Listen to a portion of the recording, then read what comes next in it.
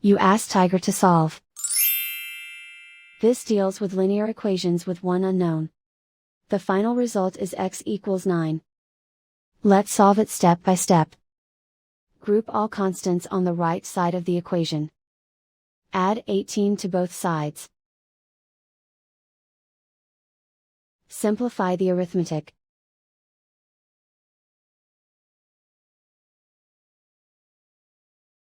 Isolate the x. Divide both sides by 2. Simplify the fraction. Find the greatest common factor of the numerator and denominator.